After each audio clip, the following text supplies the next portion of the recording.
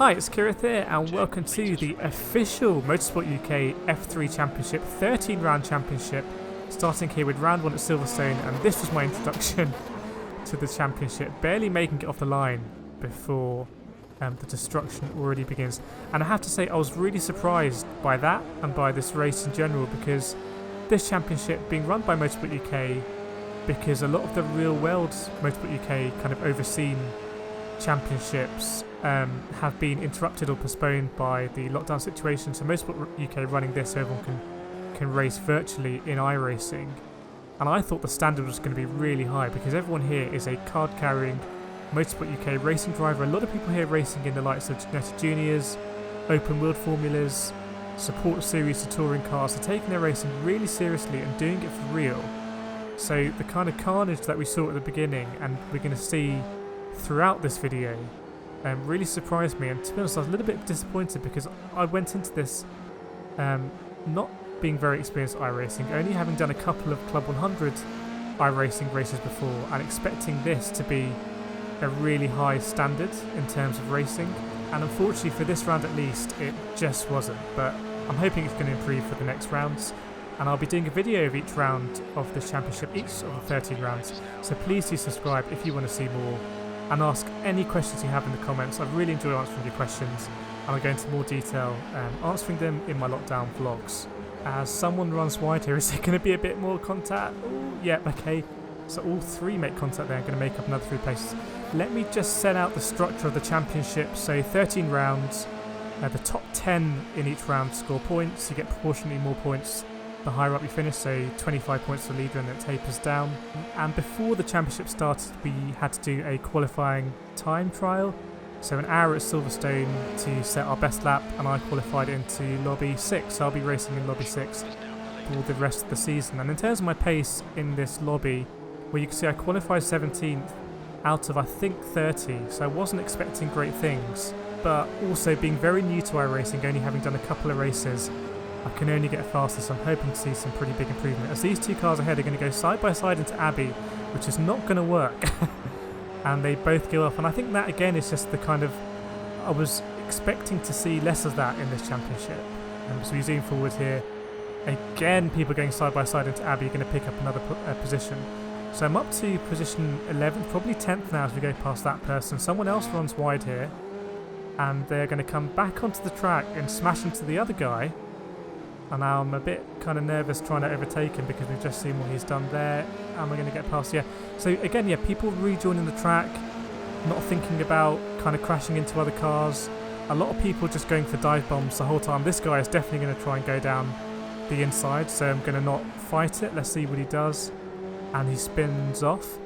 So it was really strange for me. I was expecting to be very slow in this lobby, and everyone to be kind of not taking it easy, but to be in control, and it just didn't happen. So we're in P9 now, looking back to the number 4 of Molly Dodd, who was a driver that I had some very close and fair battles with. We gave each other enough room, as you see she did there. Now the guy behind, not giving any room, so I'm not going to be part of this, but again it's just going into Abbey, you've got to be a bit careful, and that guy was just giving absolutely no space, and I'm surprised there wasn't an accident there. Let's see what happens here as we go into Village, still kind of sensing a lot of testosterone, and people not hanging about as I kind of make a nice move up the inside there, but then get tagged and 2 other people go off. So again, just another example of people rushing, and no need to rush. We're going to wind it back now as we go into Village again. You can see going 3 abreast, all very nice there, enough space, and they can move up the inside, which is completely fair enough. And this guy just accelerates too early, and I think the 2 people behind kind of synchronized, span out of there. So again, a bit disappointing. So we're catching up with this guy again, and someone else has joined the track, and there is a horrendous accident.